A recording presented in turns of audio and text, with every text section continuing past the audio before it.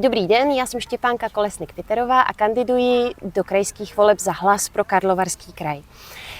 Svůj prostor na sítích a v médiích jsem se rozhodla věnovat vám, občanům a krajanům Karlovarského kraje, abychom měli co nejlepší představu o tom, jak se zde cítíte, jak se vám daří a jaký je váš každodenní život. Dnes jsem se potkala s paní docentkou Marii Alinou Asavei, doktorkou filozofie, která působí na Karlově univerzitě v Praze. Tento rozhovor bude v angličtině, proto se vám předem omlouvám za svou školní angličtinu, doufám, že mi to odpustíte. Hello, Maya. Hello. Hello.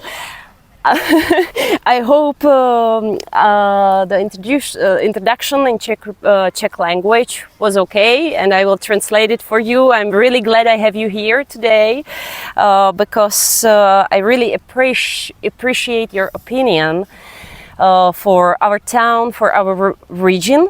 Mm-hmm. Yes, because I know you are very educated person and very well-traveled person. You stay around around the world. That's very correct, yeah. Thank you very much, Štěpánka. I'm very honored. Dobrý den, já rozumím česky, já mluvím česky trošku. Skvěle. Okay. But I will continue in English just for, to make sure that everything is clear. So yes, I came to Czech Republic like 10 years ago. I started to work at Hlas University in 2014 after I finished my PhD. And I used to live and work for various universities around the world, including in New York City, other countries from Europe, in Budapest, Hungary, and so on, also for a short time in Italy. So apart from my, my work and life balance, and all these travels, I used to live in the Czech Republic for a long time. And the first 5 years I lived in Prague. That was a wonderful experience because Prague is unique. It's like as it is called, like the pearl of Central Europe, and it's really a pearl. It's a diamond, as many foreigners used to say, and they still say that about Prague. But when I visited the first time Karlovy in 2018, it was for me love of the first sight. Oh, it's really nice to hear this. Yes. So what I liked very much about Karlovy was the fact that I felt very relaxed and very energized compared to Prague. Mm-hmm. And after this first visit, I have decided to come more often to visit during the weekends. And little by little, I have decided together with my partner to actually move in Karlovy for good, to start life here, to raise our son here. And we are living in Karlovy as, residents of Karlovy for 5 years now. Excellent. Maya, is there something that bothered you that would you improve? Of course, every single place on planet, irrespective of how brilliant, how, how well rated might be, can be improved. Even the most, fascinating islands, the most outstanding cities can be improved. In Karlovy is not exception. I would improve several things, and I believe that this improvement would really make life better on a variety of levels, not only from the point of view of, social life or economic life, but also from the point of view of well-being for all the citizens, Czech, foreigners, including tourists, because Karlovy is very well known in the region and in all Czech Republic for its tourism. So I think that there are several things that can be improved, and these things bother me to a certain extent, but they don't bother me to the extent to which to say, okay, I will move back to Prague, or I will move somewhere else, or I will give up my serenity in this city for a metropole.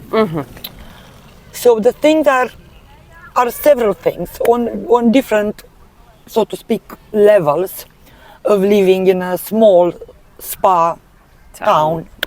So the first thing that really bothers me, to a certain extent that I said, is the fact that I really feel not unsafe, but somehow uncomfortable to bump into various persons with addictions, either drugs or other kind of degenerative behaviors that our children and our seniors bump into every day in certain areas, like for instance on Sokolovska, in Rybare, and also to a larger extent in the center, on Zerova or on other streets, where there are these groups of youngsters obviously suffering from some addiction.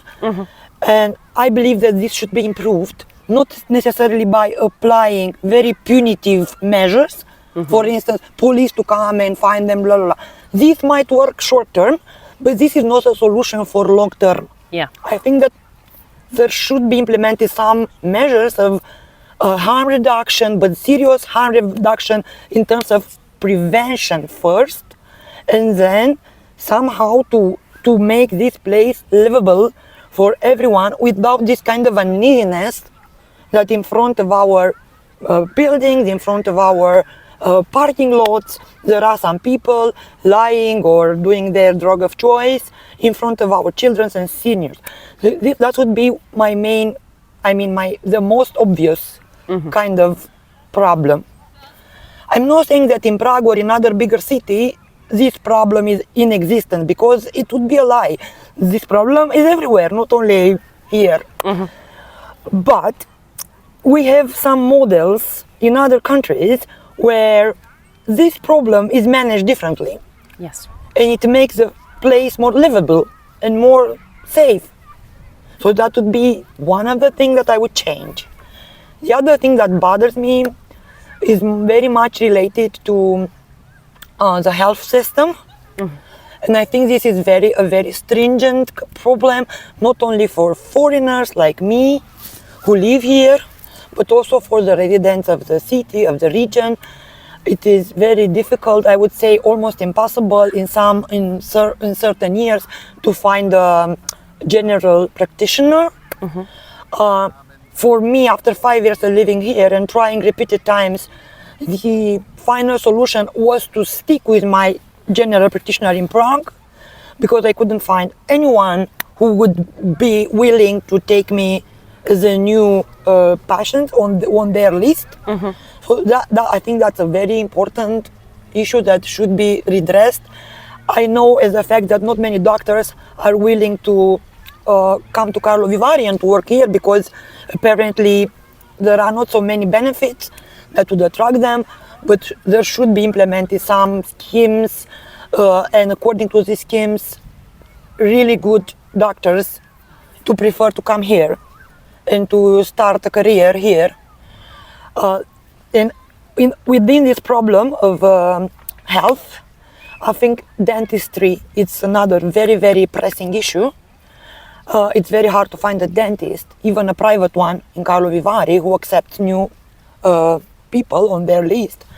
And I think this is also this shows that there is a huge problem in the health system in the region, because people I know, including Czech citizens, travel sometimes either to Sokolov or to Ostrov, or to some of my friends even to Prague, to find a general practitioner.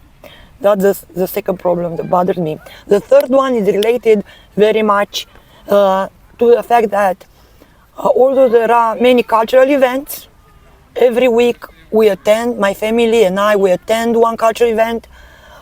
These cultural events are usually designed, tailored for a certain category of people.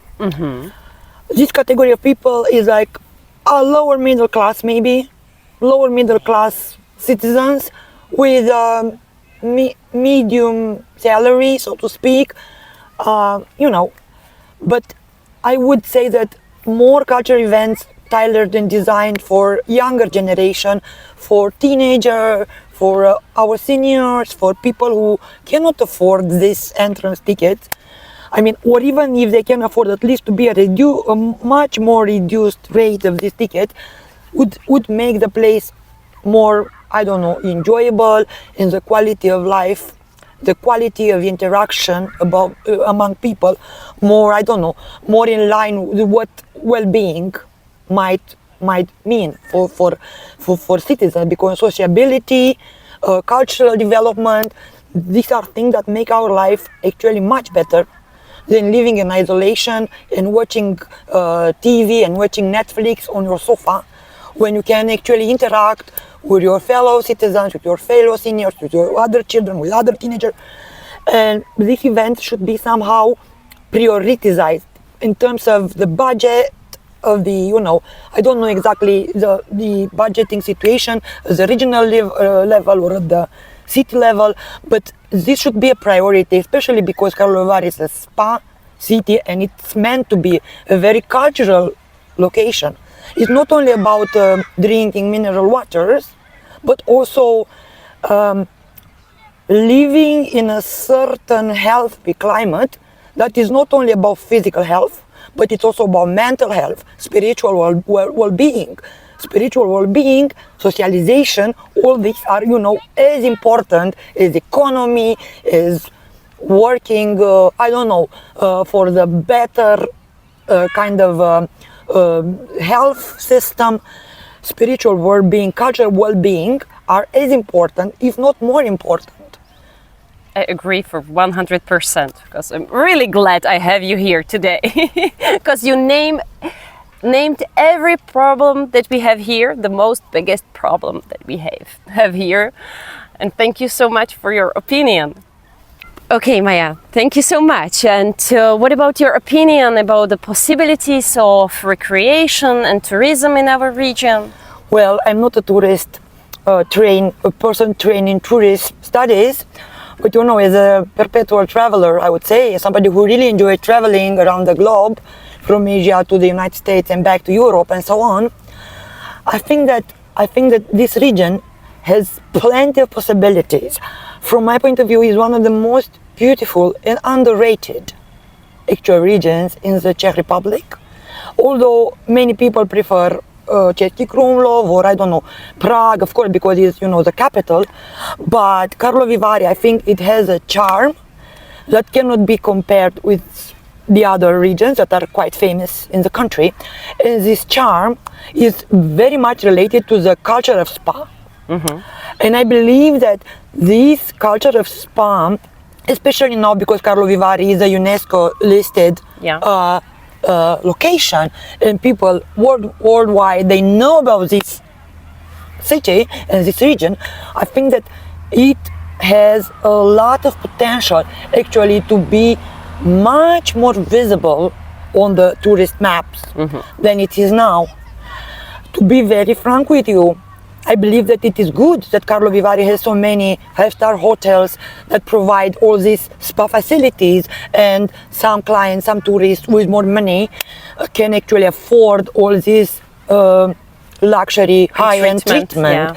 That's wonderful. But this would mean that one category of tourists actually enjoy the spa culture, or in my view, a spa city as Karlovy Vary is would benefit a lot from actually designing and implementing a strategy, a cultural strategy, again, that would actually put a lot of emphasis on authentic kind of spa culture, not the one cosmeticized, made to look posh, made to look luxurious. This is a segment of the tourist that works well, but I think that touristically wise, the city would benefit from somehow putting a lot of emphasis on what an authentic spa culture looks like. Mm-hmm. So the tourist one comes here to see that in addition to these well-known springs and all-known sauna and all these hotels, in addition to all this, there is a lot of more information that it is now, and some artistic, contemporary art installation, maybe some street art related to this authentic spa culture in the region. So this means that I really miss a more, I don't know, a more artistic face of the city. Of the city. I mean, arts is part of culture, of course, yes. Of course. But spa culture is also about how contemporary current art production actually reflects on the past of the spa city. So for me it would be very interesting if it would be more information about the spa culture here, detailed in an artistic way in the center, and if there would be some more interactive installations or some projects where tourists and locals alike can actually interact with these installations or with this cultural production, artistic production, where they will learn more about the city, about the benefits of actually enjoying a spa city. So that would be one of the one of the tracks of a more authentic kind of tourism done in a spa city. In addition, I think that even the least popular spa locations, like spa number 5, that's voted like the most beautiful building in the city, and I fully agree with it. It's a wonderful building, but unfortunately, although it's so wonderful, it's like a jewel, now it's kind of in decay because there is no renovation done, and there are many things that should be improved. I think after visiting this facility, in my view, this is the most authentic kind of spa icon of the city, and somebody with vision, with some more artistic, cultural kind of horizons, can actually make this spa like the place par excellence for Karlovy. When somebody enters this spa, which is the most authentic from all the spa in the city, because it's where locals go, because it's affordable, and most of the tourists go there. Those who spend only 1 day, 2 days, they don't go to hotels, they just go to spa number 5. I think that so many things should be done inside this spa to make it look contemporary, but keeping the authenticity of a spa traditional place. The spa number 5 is a really nice building, but it's under the city. Yeah, and at this moment they are negotiating about to sell it to, I don't know if it is some of the biggest hotel around the world. Windsor. No. It's the Marriott. No, Marriott, not too. Anyway, they are negotiating. That's a pity, because spa number 5 is so authentic. It's Karlovy very hard there. Yeah, I agree. And it should be kept like the Karlovy very hard, because most of the tourists I know, I meet tourists every day, and everyone asks me, where can I go, because I stay for 24 hours or 48 hours, where can I go for an authentic spa experience? And my answer is, of course, go to spa number 5, because this is public spa. Yeah. And they go, and I ask them, so okay, did you like it? Say, wow, it's very beautiful. I mean, I cannot say it's beautiful, but it's so authentic. Yes. So people come actually to Karlovy not to see spa covered in gold and looking like how the king's bath used to be. This is good to have, and there is one. It's good to have one like that. But you need, for a contrast, the public also the public spa, the authentic one, where the Czech go, where the Czech enjoy an afternoon with family. Are there enough activities for your children and youth around? Yes. Thank you so much for addressing this question, because this is something that I wanted to address too. If there are enough activities or not. To be very honest, I think there are not enough activities for children and youngsters, for adolescents. Mm-hmm. And as a mother of a 6-year-old, I always have, especially during the winter season, I always have this dilemma of whether I should do some inside the home games with my son, or go to some more sociable kind of activities in the city. But unfortunately there are so few options, especially for the winter season. during the summer we have Rolova, we have other very, very nice outside, outdoor places to enjoy. But all these places are recreational, are for our family. They are okay, our little children, they really enjoy these places. But I'm sorry to say, these are not educative places. These are just recreational. So these are places where children and young people can recreate a bit, can play some games, can socialize. All these are very good, and I'm very grateful that Rolova, place like Rolova, actually was initiated in the city. But in terms of more educative activities, I think that there is a lot that can be done, especially because the city offers so much all year round, not only during the summer or during the tourist season. All year round the city offers a lot in terms of climate, in terms of natural environment, for our children to actually enjoy themselves, but also learn something from each other.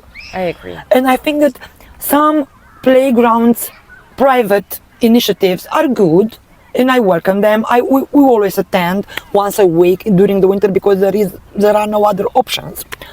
But again, these indoor playhouses, playgrounds, they are also a kind of recreational facilities, but they don't fulfill this more educative cultural mission that all our children, as I have mentioned about adults, also need. I mean, I would see that, I would see Karlovy as a place where more facilities, more creatively organized, conceived, are actually implemented, where our children not just play together and socialize, although this is a must, but they also somehow use this time also creatively to learn something new, to meet other cultures. I always wanted for my son to live in a multicultural, in a multilinguistic environment. My son is trilingual, so he speaks three languages, of course, Czech and English, and I think that he is at the moment is quite well integrated. But I would have liked to have some cultural facilities for children where they can interact with other children from other cultural background, other nationalities, from inside European Union and from outside European Union, including from Middle East, because there are so many Middle Eastern, East Asians, Vietnamese, Iranian people, refugees from Syria living here. And I would really like my son not only to be, exposed to this recreational well-being of childhood and to learn Czech because he lives in the Czech Republic, and to speak English because he traveled a lot with me as well, and for me it's a must to speak English too, but to use these linguistic skills to really open his mind to interaction with other children from other cultures that are different from ours. Because I want for my son, and I'm speaking for myself and for my son, for his future, to be more exposed to difference. I would like my son to live in a world where tolerance is taught, and tolerance is not preached in school, but it's somehow lived in these recreational facilities, in these cultural centers for children, and there are many ways to do that. I'll give an example from Italy because I'm more familiar, where, for instance, there are these cultural centers where some NGOs organize once in a while, once per month or once in 2 months, some cultural activities designed especially for children, and many migrant children are also invited from schools. There is this kind of call on social media in schools, and Italian children meet their neighbors from various neighborhoods, various ethnic, national backgrounds, various linguistic background, cultural backgrounds, and I think those activities are designed in such a way by some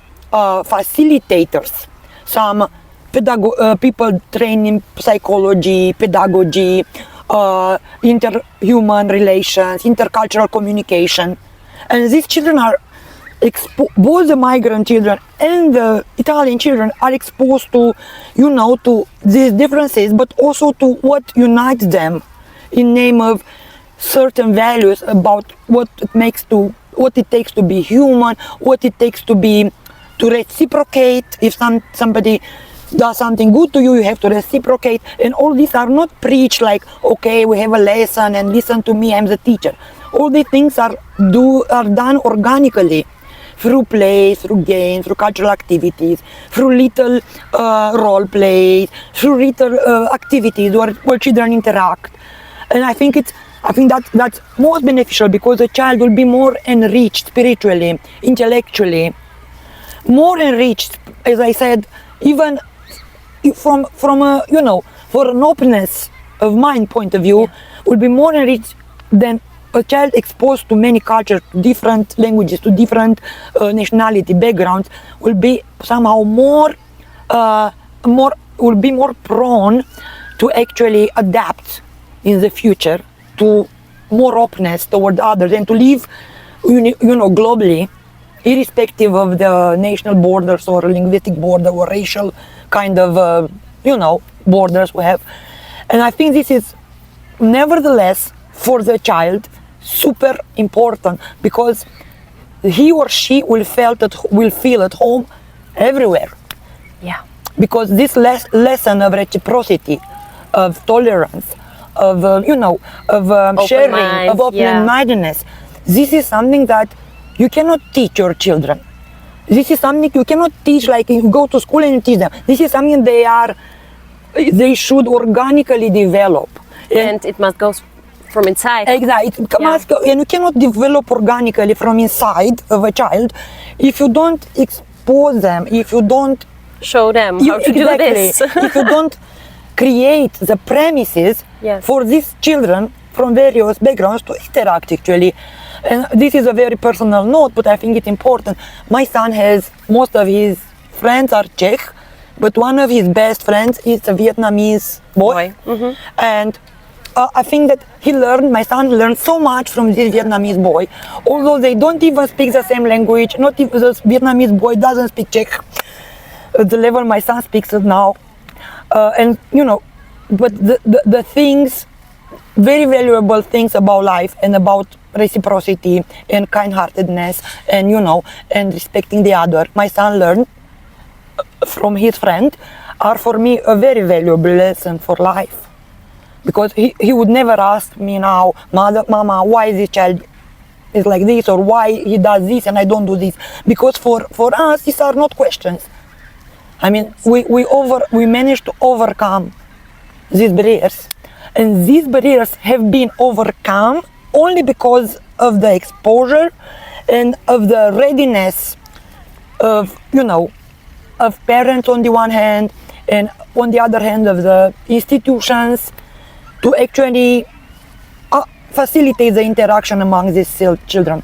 But on the other hand, school is not enough as a place of interaction.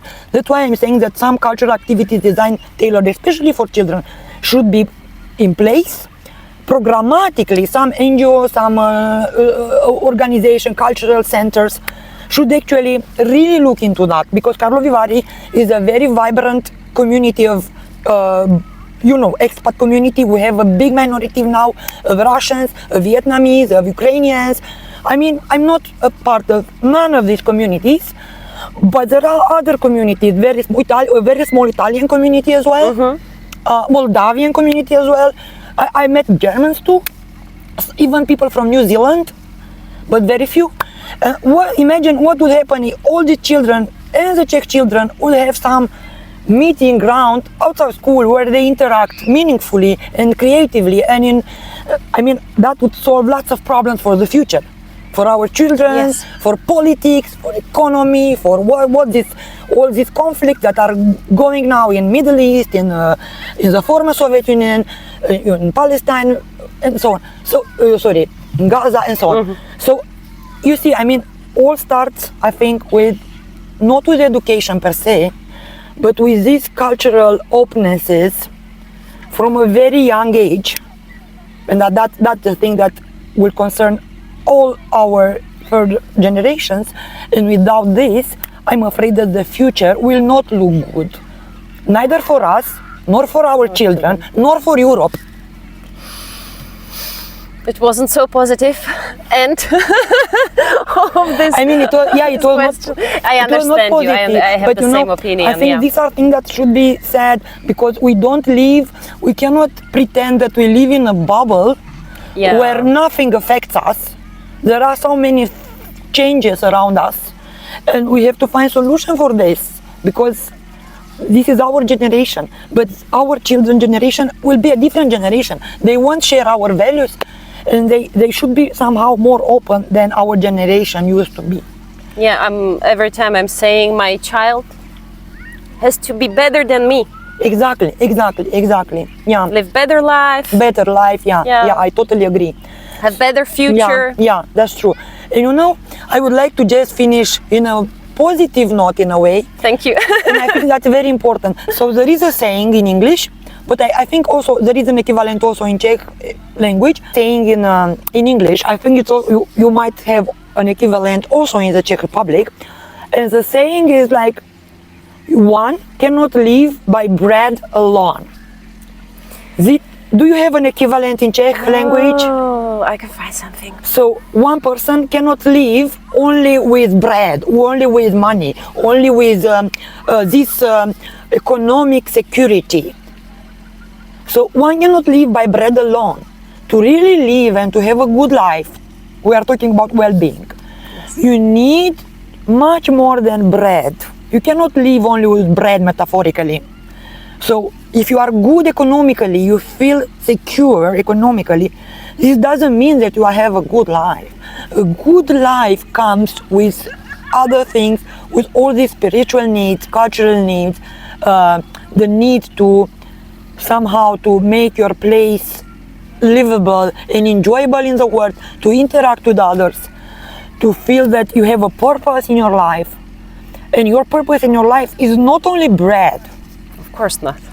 So this is the lesson our children actually should learn, because for our generation, especially after the fall of the communist regimes in this region, we were so we were so dizzy of these transition years, and we always dream to have that bread metaphorically and to make ends meet and to be good financially, to look like our European citizens, other citizens from Western Europe.